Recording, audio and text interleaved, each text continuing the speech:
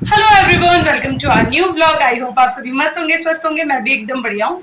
तो आज है 6 जून और फिलहाल टाइम हो रहा है 5:30 और हम जा रहे हैं मुंडेश्वर महादेव, जो कि पौड़ी जनपद पे पड़ता है और वो मेरी दादी का गांव है, मतलब हम लोगों का भी गांव है। तो आज हम जा रहे हैं मुंडेश्वर महादेव, वो इसलिए क्योंकि आज मुंडेश्वर महादेव में ध्वजा चढ़ेगी और उसके बाद वहाँ आज मेला होगा। तो हम जा रहे हैं, मतलब फैमिली जा रही है। अभी हमने गाड़ी बुक करी हुई है, हम अभी निकलेंगे और शाम तक वापस भी लौट जाएंगे। तो फिलहाल मैं नहा धो चुकी हूँ, तैयार भी हो गई हूँ, पूजा हो चुकी है और अब बस मैं निकल रही हूँ। तो मैं आपको इस ब्लॉग से पूरा दिखाऊंगी। तो चलिए चलते हैं। हाय बोलो ना, हाय बोलो।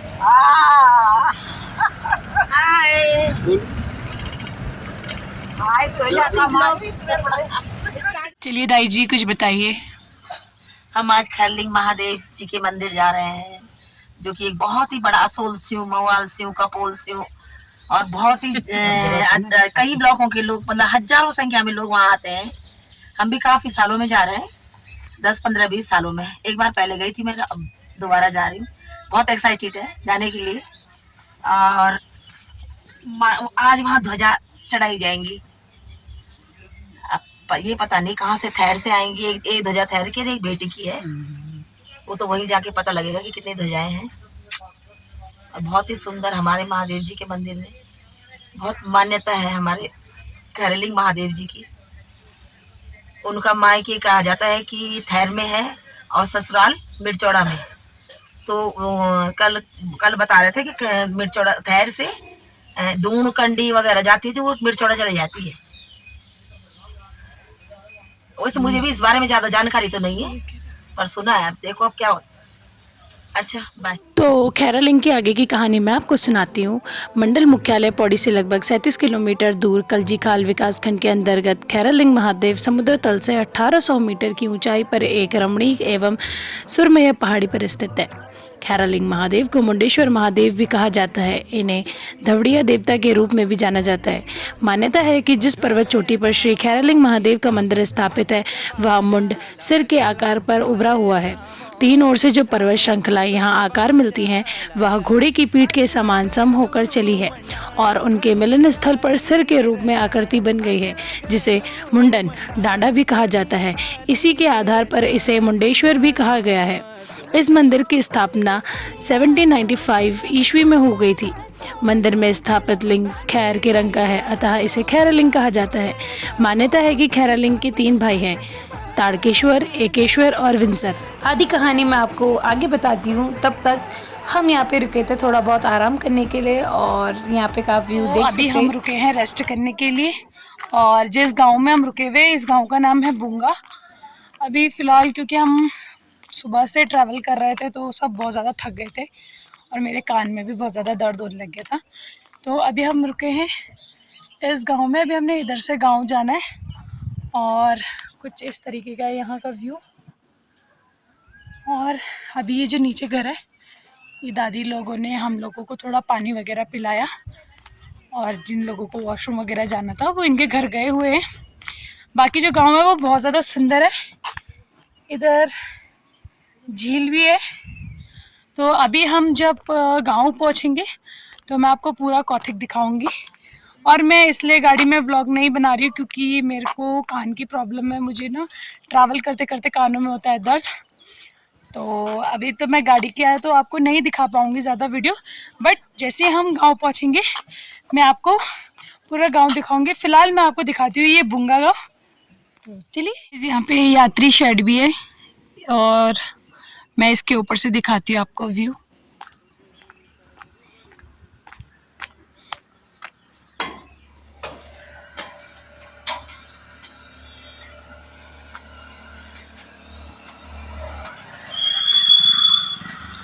ये जो यात्री शेड है वो कुछ इस प्रकार से है।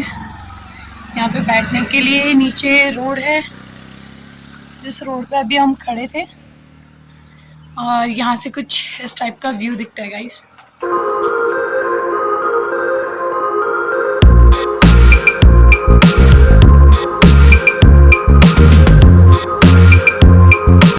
और मैं दिखाती हूँ आपको अपना आउटफिट, क्योंकि मैंने तो आपको अपना आउटफिट दिखाया ही नहीं। तो क्योंकि हम गांव जा रहे हैं पूजा के पर्पज़ के लिए, इसलिए मैंने सूट पहना है और कुछ इस टाइप से मेरा आउटफिट।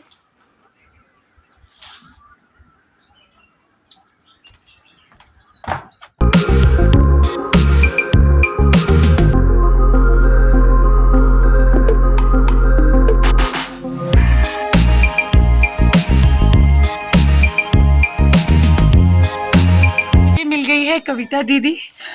गई मैंने तो सोचा था मैं आंटियों के साथ पक जाऊंगी, तो मुझे कविता दीदी मिल गई। सो मैं करूंगी कविता दीदी के साथ टाइम पास। हम दोनों मजे करेंगे, हम दोनों मजे करेंगे गाँव में, अपने गाँव में बहुत मजे करेंगे। आपको भी दिखाएंगे हम पूरा, तो आप हमारे साथ आखिरी तक बने रहना। और ये आप हमारा गाँव देखिए कितना ये प्यारा पीछे आप गांव देख सकते हो, कितना सुंदर गांव है गाइस। इतने, और अब तो काफी डेवलपमेंट हो चुका है, तो सारा नीचे सीमेंटेड बन गया है। सो यहाँ पर हमने अपनी यात्रा दोबारा से स्टार्ट करी क्योंकि हम लोगों को ऑलरेडी लेट हो रहा था और हम लोगों को टाइम से गांव पहुंचना था क्योंकि शाम के टाइम हमें दोबारा से कोटद्वार के लिए निकलना था। इसलिए हमने अपनी यात्रा शुरू करी और जो मैंने कहानी आगे छोड़ी थी उस कहानी को मैं आगे पूरा करती हूँ, तो आप खैरलिंग महादेव की कहानी सुनते रहिए। तो जैसा मैंने बताया था कि मुंडेश्वर महादेव के 3 भाई हैं, तारकेश्वर, एकेश्वर और विंसर। खैरलिंग मंदिर में काली का थान है। भगवान शिव कभी भी बलि नहीं लेते, लेकिन खैरलिंग मंदिर में बलि दी जाती है। इस संबंध में कहा जाता है कि खैरलिंग के साथ काली भी है, इसलिए यहाँ बलि दी जाती है। यहाँ प्रतिवर्ष जेठ माह में मेला आयोजित किया जाता है। 2 दिन के इस मेले में पहले दिन ध्वजा चढ़ाई जाती है तथा दूसरे दिन बलि दी जाती है। खैरलिंग कौतिक मेले का अनुष्ठान मेले से 9 दिन पहले ही शुरू हो जाता है। 9 दिन तक रात को होने वाला यह अनुष्ठान अलौकिक होता है। वर्तमान समय में मंदिर का जो स्वरूप उभर कर सामने आया है वह गढ़वाली वास्तुकला का बेजोड़ नमूना है। शैव के साथ शास्त्र मतवालियों के समान रूप में सहभागिता बनी है। उस उद्देश्य से भगवान शंकर के साथ शक्ति के रूप में मां काली की स्थापना की गई है। शिवालय में बैल नंदी की सवारी करते भगवान शंकर की पत्थर की मूर्ति भी स्थापित की गई है। मंदिर के बाहर दीवार पर मां काली की मूर्ति उकेरी गई है। माना जाता है कि 19वीं शताब्दी के आरंभ में सन 1803 से 1815 तक जब गढ़वाल में गोरखाओं का अधीन था, उस समय गोरखाओं द्वारा यह मूर्ति खंडित की गई थी। अभी हम लोग अपने गांव पहुंच गए हैं और इधर है गांव और ये सब इधर खड़े हो रखे हैं अभी फिलहाल। और हम अपने गांव फाइनली पहुंच चुके हैं। फाइनली पहुंच चुके हैं। फाइनली पहुंचे 4 घंटे की सफर के बाद। हम कितने सालों और बाद गाँव आ रहे हैं। बहुत सारे लोगों ने गाड़ी वो करेंगे पार्किंग, इधर भी पीछे भी पार्किंग हो रही है। अभी मैं आपको आगे दिखाती हूँ पूरा गांव।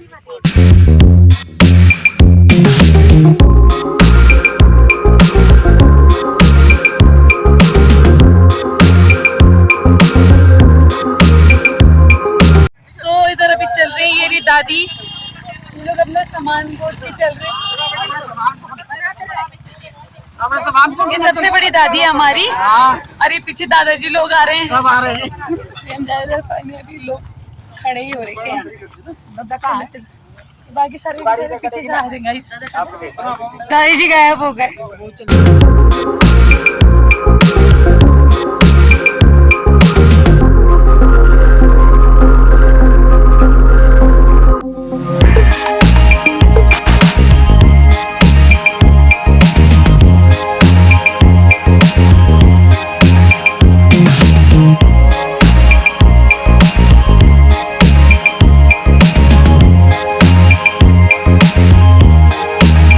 सो अभी मेले की शुरुआत हो रही है। अभी मेला कल भी है और इधर ये सामान है, इधर लोग अभी सामान लेके आ रहे हैं। अभी मतलब फिलहाल मेला पूरी तरीके से लगा नहीं है, अभी फिलहाल लग ही रहा है।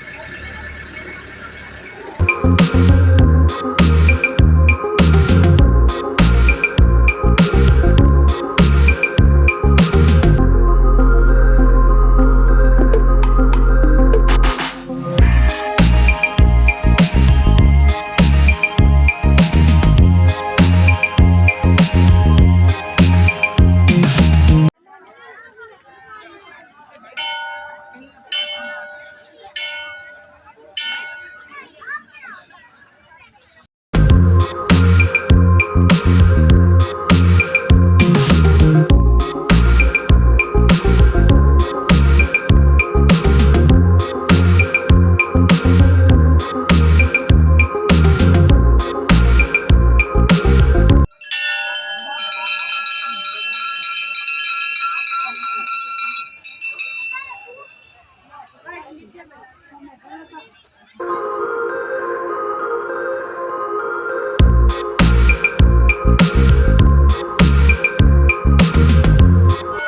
हम यहाँ पे आ गए हैं अंदर पूजा करके, लोगों ने यहाँ पे भीड़ वगैरह चढ़ा दी है प्रसाद दी, और अभी हम पता नहीं कहाँ जा रहे हैं, बस दादी और ले जा रहे हैं हमको, जहाँ हम वहीं जा रहे हैं।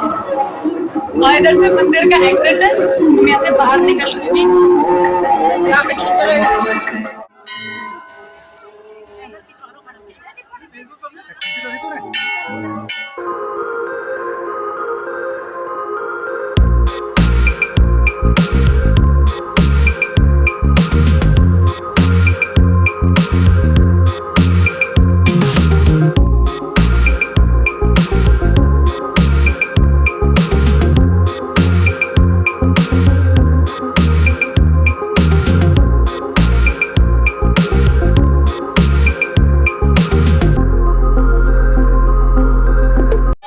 जा रहे हैं खाना खाने के लिए, क्योंकि सुबह से सबने किसी ने भी नाश्ता नहीं कर रखा है, तो सब अब नाश्ता करेंगे। और ये गाइस ये हमको छोड़ के इधर खाना खाने लगे हैं।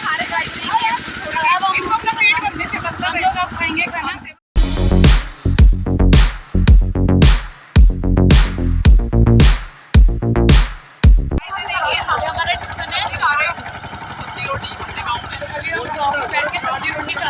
सो गाइस हमने तो मेले से ले लिया है सामान, और आप लोग भी देख लीजिए यहाँ कपड़ों की शॉप है इधर। अगर भीड़ बहुत ज़्यादा हो गई है गाइस, यहाँ देखिए अभी यहाँ ध्वजा नहीं आई है, क्योंकि जो ध्वजा है वो करीबन 1 या 2 बजे के करीब आएगी, तो यहाँ पर अभी से इतनी ज़्यादा भीड़ हो चुकी है। और इधर बड़े बड़े प्यारे सामान। सो अभी बज चुके हैं 11:30, और इधर हमने शॉपिंग कर ली है, थोड़ा सामान इसमें, थोड़ा बैग में और थोड़ा पीठ में। और गाइस धीरे धीरे करके इधर भी भीड़ बढ़ने लग गई है जैसे जैसे टाइम हो रहा है, क्योंकि जो ध्वजा है वो 3 बजे चढ़ेगी, और जो लोग हैं, जो आस के लोग हैं, वो अब आ रहे हैं, जिसके कारण बहुत ज़्यादा भीड़ हो चुकी है यहाँ।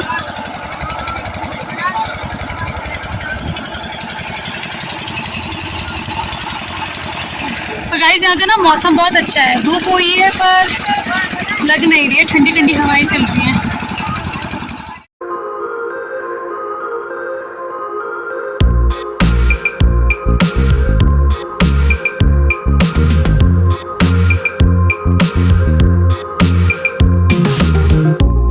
और यहाँ पर मैं मिली थी अपनी बुआ के लड़के से, जिसका नाम है मने।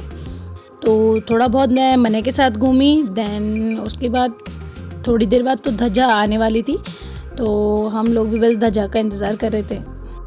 और फाइनली 4 बज चुके थे, और जो ध्वजा थी वो दोनों गांव से आ चुकी थी। इधर वाली आ रही थी भेटी से, और उधर वाली आ रही थी खैर से। तो यहाँ 2 ध्वजाएँ आई थी जो अलग अलग गांव से आई थी। एक ध्वजा भेटी से आई थी, एक ध्वजा खैरा से आई थी। और अभी फ़िलहाल जो यहाँ भीड़ भी बहुत ज़्यादा हो गई थी, और सब लोग बहुत ज़्यादा एंजॉय कर रहे थे। देन क्योंकि जो ध्वजा है उसने मंदिर पर स्थापित होना था, तो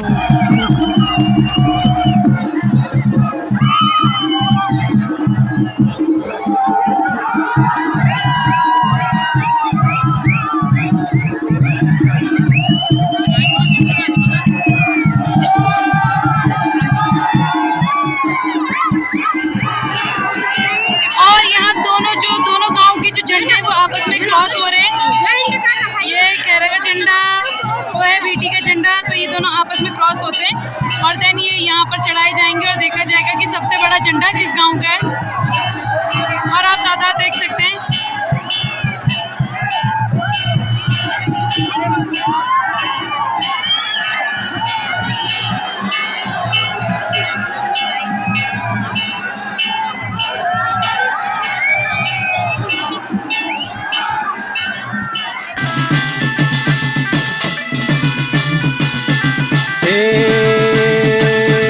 सब जेठी चामंजी मेरे कैलाशों की मंजा,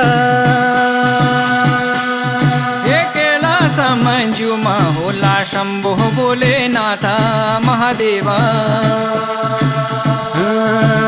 जो मंजुमा होली मेरी गौरा दे जो ज्ञाना।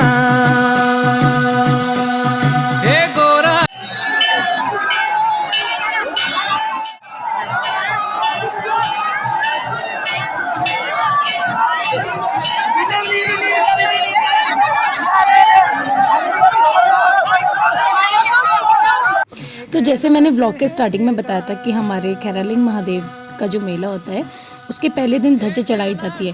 तो जो ध्वजा है वो मेले की बहुत मेन होती है, इसलिए जो खैरालिंग की ध्वजा होती है वो बहुत बड़ी होती है, जिसको हज़ारों लोग साथ लेके आते हैं और साथ में ही चढ़ाते हैं इस ध्वजा को। और ये दो भगवानों का प्रतीक है, माता काली का और खैरालिंग महादेव का। और जो लोग हैं वो बड़े हर्ष और उल्लास के साथ इस ध्वजा को चढ़ाते हैं और यहीं से जो मेला होता है उसका शुभारंभ होता है।